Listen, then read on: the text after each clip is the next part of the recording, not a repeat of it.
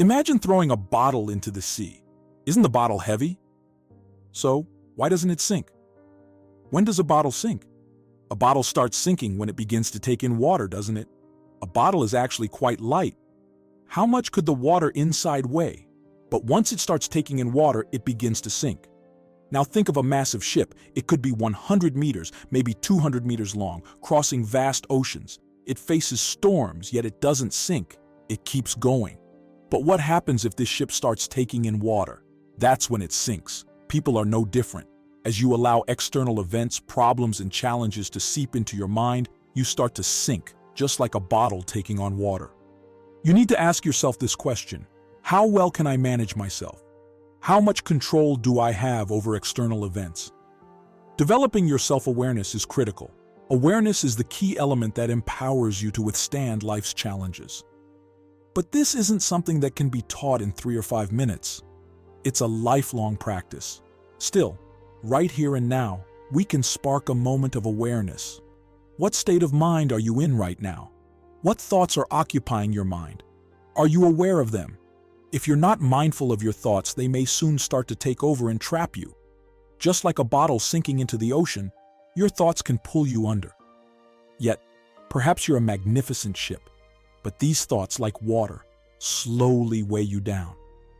And once that ship sinks, it no longer matters if it's capable of floating. Being able to walk on water, to navigate life without drowning in the sea of thoughts, is crucial. If you can't deal with the negativity in your mind, all the knowledge and experience you've gained will lose their value. Because once you lose yourself, you lose the ability to utilize what you know. What is the most important duty of a ship's captain? To prevent the ship from sinking, to stop it from taking on water. If your ship is sinking, even the best captain in the world can't save it. That's why your first priority must always be to keep the water out, to stop the negativity from seeping in. Now ask yourself, are you aware of whether you're letting external events and thoughts into your mind?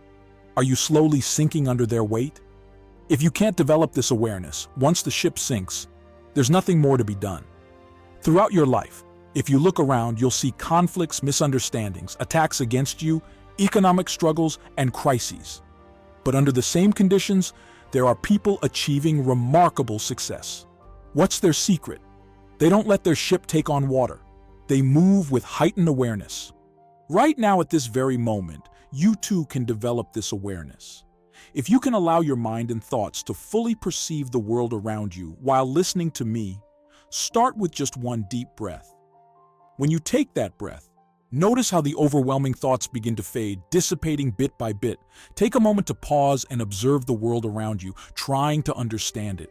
When new thoughts start flooding in, don't get swept away by them. Instead, take another deep breath, exhale, and focus.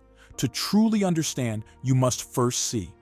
And to see, you need to free yourself from your emotions and biases. If you can do this, knowledge, experience, and other abilities will carry you forward much more efficiently. But keep this in mind. Even if you lack knowledge, have no formal education, no experience, or are very young, if you possess awareness, incredible consciousness will emerge from it. This consciousness will guide you to act, or not act, intentionally. And this is what real leadership is about. True communication and leadership in life belong to those who are conscious. Consciousness stems from awareness, which comes from managing your thoughts and your connection to the external world.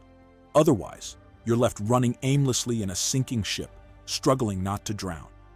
Isn't it far easier to live in an unsinking ship than to fight for survival in a sunken one? That's why what I'm telling you might seem challenging at first. No one has likely taught you how to cultivate this kind of awareness before. Most people focus on how to manage external events or others. They tell you should do this, or you should behave like that. But no one asks the critical question: who will do this? Who will develop this awareness? That's why I'm talking to you. Not about external events, but about you. So ask yourself, are you taking responsibility for your own life? If you can do this, you'll see how your perspective shifts entirely.